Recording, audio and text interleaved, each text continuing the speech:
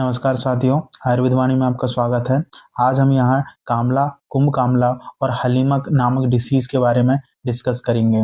चलिए हम इसको स्टार्ट करते हैं। उससे पहले यदि आपने मेरे चैनल को सब्सक्राइब नहीं किया है तो प्लीज़ मेरे चैनल को सब्सक्राइब करें और लाइक करें, शेयर करें। चलिए हम स्टार्ट करते हैं हमारी डिसीज। वीडियो में हम तीनों डिसीज को अलग अलग स्टडी करेंगे। चलिए स्टार्ट करते हैं। सबसे पहले आता है व्याधि परिचय। तो हम इस व्याधि परिचय में देख रहे हैं कामला के बारे में। सबसे पहले हम स्टार्ट करते हैं किसके बारे में? कामला। तो यहाँ पे हम कामला कामला डिसीज के बारे में देखेंगे, ठीक है। तो स्टार्ट करते हैं। इसमें बोला गया है कि कामला जो रोग है, अब जो कामला आप जानते हैं जॉन्डिस, पीलिया, जिसे हम हिंदी में आम भाषा में जानते हैं पीलिया। इसके बारे में आप क्या जानते हैं कि इसमें जो है हमारे शरीर का वर्ण जो है वह पीला कलर का हो जाता है, सभी जानते हैं। तो इसी के लिए इसमें बोला गया है कि कामला जो रोग है उसमें रोगी जो है उसकी त्वचा, नेत्र, नख और मुख का वर्ण हरिद्र मतलब हरिद्र पीत हो जाता है, मतलब हरिद्रा के वर्ण का। हरिद्रा मतलब हल्दी जो होती है उसके वर्ण का हो जाता है। आगे क्या बोला गया है कि पांडु रोग का पित्तवर्धक पदार्थ के सेवन से उत्पन्न कामला परतंत्र तथा पांडु के बिना कामला उत्पन्न होना स्वतंत्र कामला कहलाता है। मतलब इसमें बोला है पांडु रोगी जो है का पित्तवर्धक आहार विहार। मतलब हमने जो पांडु के बारे में स्टडी की है, पहले हमने वीडियो में डाल चुका है। यदि आपने अभी तक नहीं देखा है प्लीज जाके एक बार वीडियो देखें, आपको समझ में आएगा। तो उसमें बोला गया है कि पांडु जो रोगी है यदि वह पित्तवर्धक आहार विहार का अधिक सेवन करता है और उससे जब कामला रोग की उत्पत्ति होती है तो उसे क्या बोला गया है? परतंत्र बोला गया है, परतंत्र कामला। फिर जो पांडु के बिना कामला की उत्पत्ति हो रही है उसे स्वतंत्र कामला बोला गया है। मतलब यह स्वतंत्र व्याधि के रूप में बताया है। और क्या बोला है कि जो पांडु के साथ पित्तवर्धक आहार विहार का अधिक सेवन करने से जो पांडु कामला रोग उत्पन्न होता है उसे परतंत्र कामला कहते हैं। ये इसका निदान का वर्णन किया है।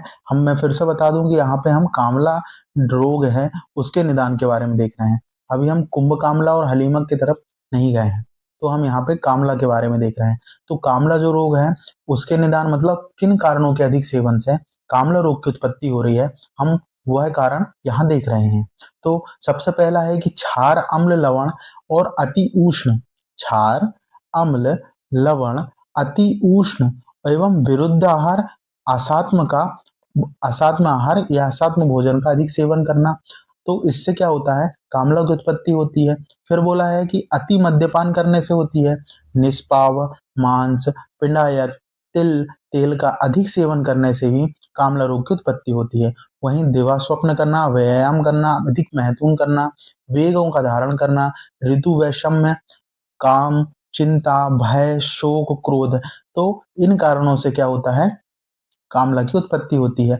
आगे फिर बोला गया है कि रूक्ष, शीत, गुरु, मधु पदार्थों का अधिक अधिक सेवन करना, इनसे जो है कामला की उत्पत्ति होती है।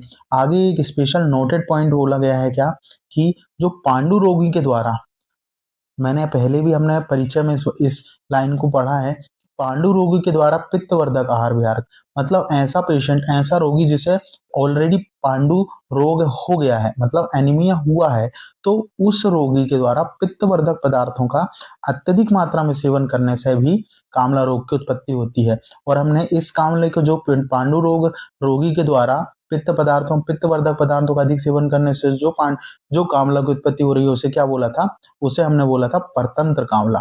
क्या बोला था? परतंत्र कामला। ठीक है। तो यह यहाँ पे इसके निदान देख लिया कि किस पदार्थों के अधिक सेवन करने से कामला की उत्पत्ति हो रही है। और एक नोटेड पॉइंट, स्टार पॉइंट क्या था कि पांडु रोगी के द्वारा पित्तवर्धक आहार विहार का अत्यधिक सेवन करने से जो कामला की उत्पत्ति होती है उसे हम क्या कहते हैं? परतंत्र कामला। यहाँ पे आगे संप्राप्ति के बारे में बताया है। सामान्य संप्राप्ति मतलब रोग की उत्पत्ति कैसे हो रही है। इसमें बोला गया कि पांडु रोग से पीड़ित व्यक्ति यदि पित्त प्रकोपक द्रव्यों का अधिक से अधिक मात्रा में सेवन करता है तो उसका बढ़ा हुआ पित्त रक्त एवं मांस को जलाकर कामला रोग उत्पन्न करता है। वही बात फिर से आ जाती है कि पांडु जो रोगी है, मतलब पांडु एनीमिया रोगी से जो पीड़ित रोगी है उसके द्वारा पित्तवर्धक आहार विहार का अधिक सेवन कर लिया। क्या किया? पित्तवर्धक आहार विहार का अधिक सेवन कर लिया, मतलब उसके शरीर में पित्त प्रकोपित हो गया। उससे क्या हो रहा है? उससे ये होता है कि रोगी ने जो निदान सेवन किया उससे पित्त बढ़ गया, पित्त प्रकोपित हो गया। वह जो क्या करेगा, हमारे शरीर की रक्त धातु और मांस को क्या करेगा, उसे जलाकर उससे उसे जलाएगा और उससे क्या होगा, कामला रोग की उत्पत्ति होगी। कामला रोग की उत्पत्ति होगी। तो इस तो ये हमें ऐसे याद रख सकते हैं कि जो रोगी है उसने निदान सेवन करा, पित्त प्रकोपक निदान सेवन करा, जिससे पित्त प्रकोपित हो गया और उससे रक्त और मांस धातु जल गई, जिससे क्या बन गया, कामला की उत्पत्ति हो गई। इतना समझ में आ गया? आगे देखते हैं। आगे बताया है संप्राप्ति चक्र। संप्राप्ति चक्र, सामान्य संप्राप्ति हमने जो पढ़ा है, आप जब संप्राप्ति चक्र देखेंगे तो आपको सामान्य संप्राप्ति भी और अच्छे से याद हो जाएगी। तो इसमें क्या बोला है कि पांडु जो रोगी है उसने क्या किया, पित्तवर्धक पदार्थ का अधिक सेवन कर लिया, जिससे पित्त प्रकोपित हो गया और जो रक्त और मांस धातु क्या हो गई, दूषित हो गई, जिससे कामला रोग की उत्पत्ति हो गई। सिर्फ 4 पॉइंट है कि पित्त प्रकोपित हो गया है, पित्त बढ़ गया है, उससे क्या हो रहा है, उससे क्या होगा, उससे होगा रक्त और मांस धातु दूषित हो गई और उससे क्या होगा, कामला की उत्पत्ति हो गई। सिर्फ 4 पॉइंट, उस ये चीज हमें याद रखना है।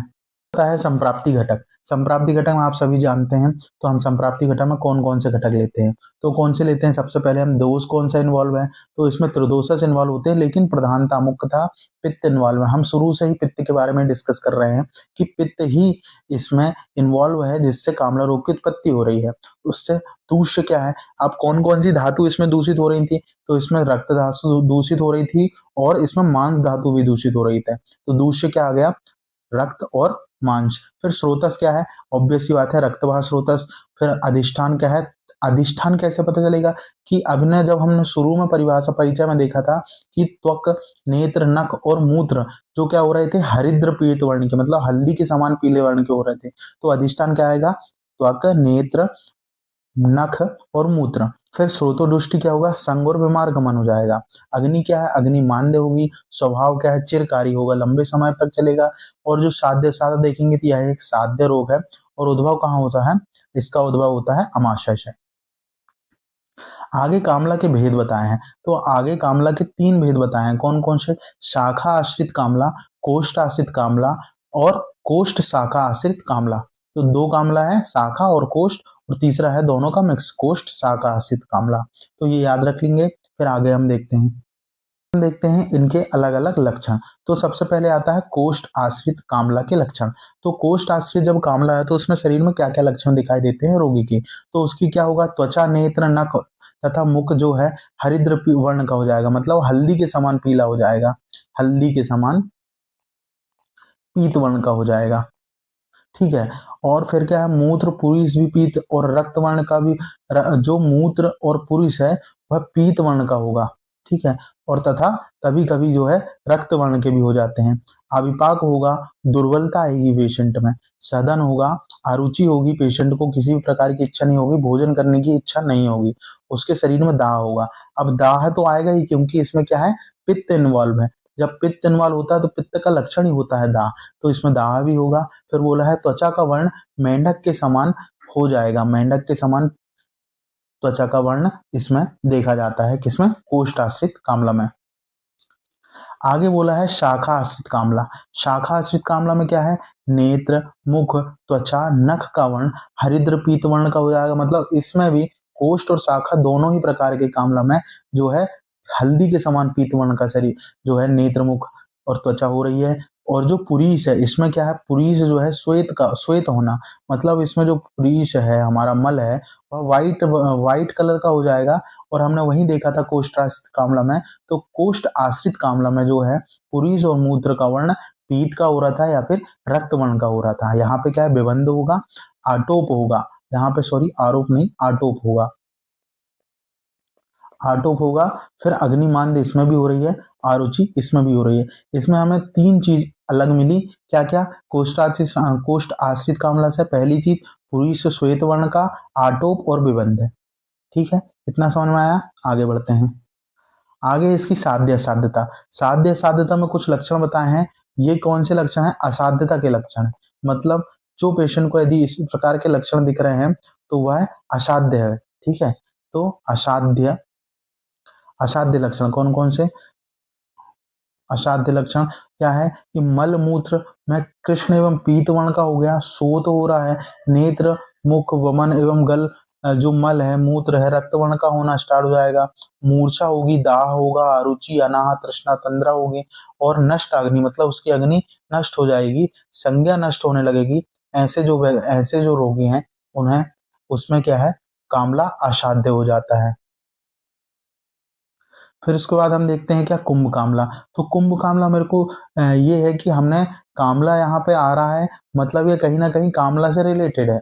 ठीक है, इसलिए इस वीडियो में 3 डिसीज को लेके चले हैं कि जो कामला है उसी के कहीं ना कहीं मेलजोल कहीं ना कहीं कुंभ कामला भी इन्वॉल्व होता है। चलिए हम इसके बारे में परिचय देखते हैं।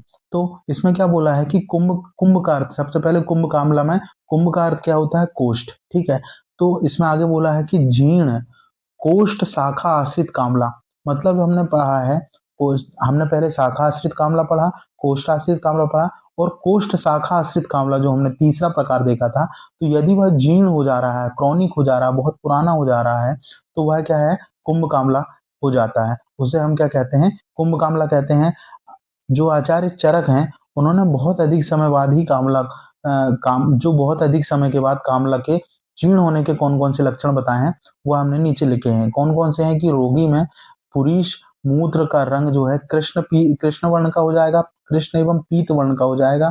फिर अत्यधिक शोथ होगा, शरीर में रुक्षता दिखाएगी और पर्व भेद मतलब उसके ज्वाइंट में पेन होगा, संधि शूल होगा।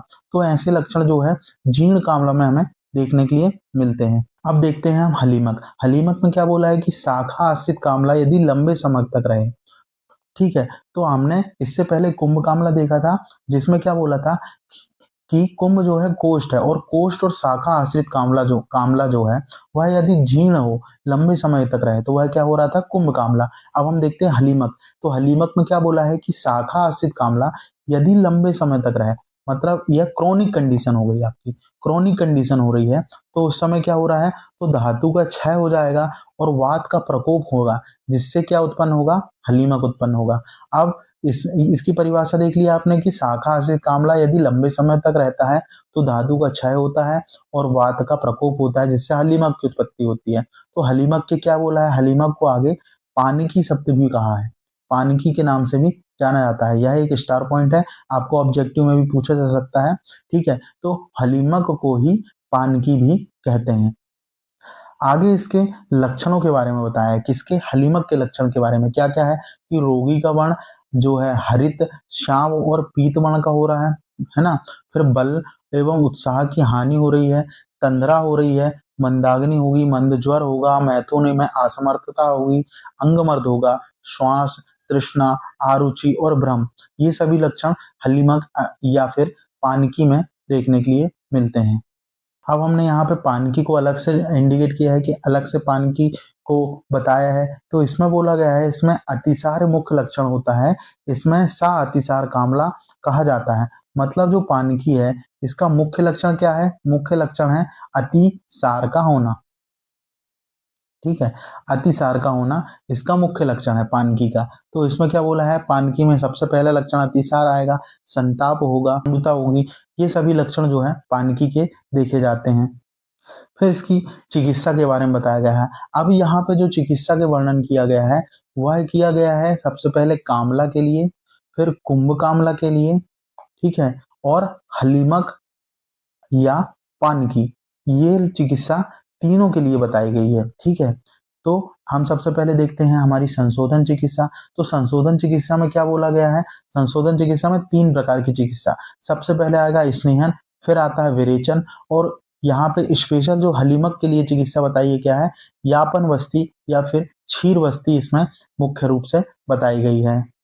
फिर इसके बाद बोला गया है संशमन चिकित्सा। संशमन चिकित्सा में आप सभी जानते हैं कि हम इसमें विशिष्ट प्रकार के आयुर्वेद में वर्णित योग के बारे में बताएंगे कि कौन से योग का उपयोग इन डिसीज में करते हैं। तो इसके लिए मैंने एक ट्रिक बताई है जिसको याद करके आप जो है इसके योगास को याद कर सकते हैं। तो ट्रिक यह है कि विडंग